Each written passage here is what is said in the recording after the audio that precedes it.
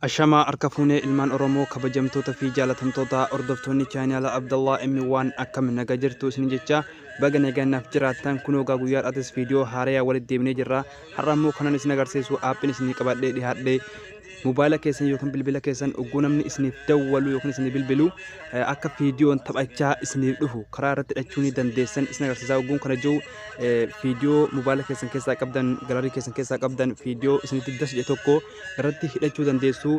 Akkuma asirratti argaa jirtan bukkee kanatti viidiyoon haala kanaan taphachaa isinii dhufa jechuudha. Namni isinii dawwalu viidiyoo barbaadan irratti hidhachuu dandeessu. Kana qofaa miti suuraa barbaadan irratti hidhatanii babbareedoo ta'een qirrii addaa qirrii bareedollee ofirraa qaba waan ta'eef aappii ajaa'ibaa tan isinii qabadhee dhiyaadhee isa kanaan har'a isin agarsiisaa. Gaa viidiyoo laayik godhaa, laayik tuquutan malee biran kutinaa hanga barumsa dhumaan hordofaan isiniin ja'a. Osoon gara barumsichaa isin dabarsine warroonni YouTube Abdallah M1 haaraa taatan gara YouTube keessanii galaadha. Abdallah M1 jaa sarchi godhaa, subscribe akka godhattan jaalalaaf kabajaan isin gaafanna. Mallattoo subscribe erga tuqxanii mallattoo fuulduratti isinii baatu gattuquudhaan ol godhachuu isa matarratti hin dagatinaa isiniin jenna. Hayyeegaa amma gara barumsichaan isin deebisaa.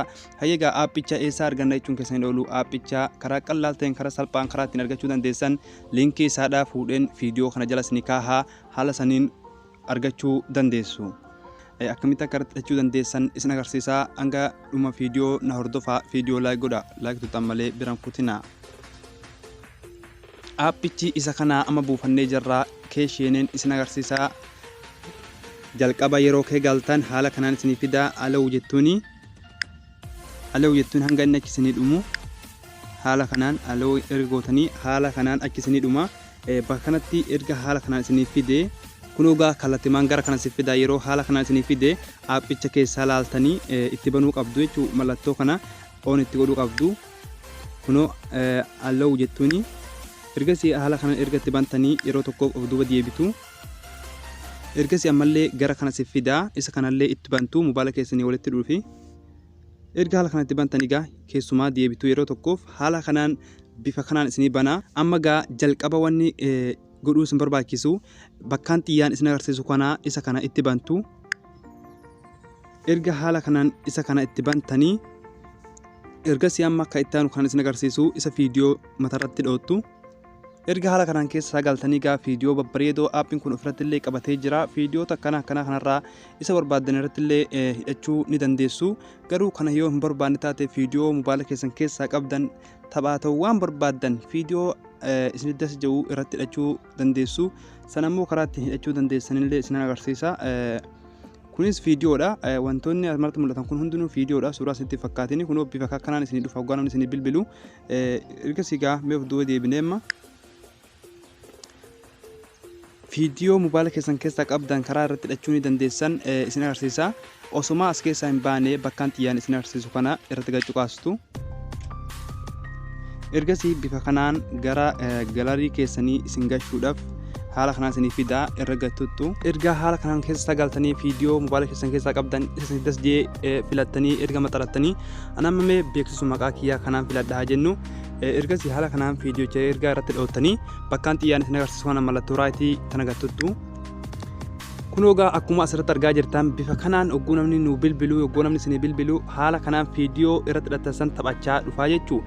Ergasii haala kanaan erga isinii fidee ammallee bakkaan xiyyaan isin agarsiisu kana mallattoo raayitii kana gatuttu. Ergasii haala kanaan nu hidhamee jira. Amma ka footootti dabarra.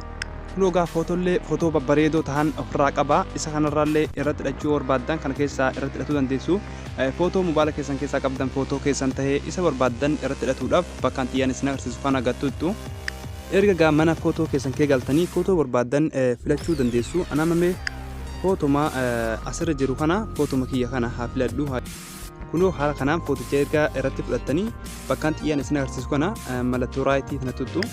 Amma gaa footichallee hidhannee jirra. Isa isin agarsiisaa ka itti aanu qirrii adda addaa waan barbaadan keessaa irratti sirreeffachuu dandeessu. Kunoo gaa haala kanaan nu fidaa viidiyoon irratti hidhanne sun haala kanaan nu taphachaa dhufaa ogguu namni nu dawwalu jechuudha. Hayyee gaa amma qirrii kanatti sirreeffachuudhaaf bakkaan xiyyaan isin agarsiisu kana gatuttu.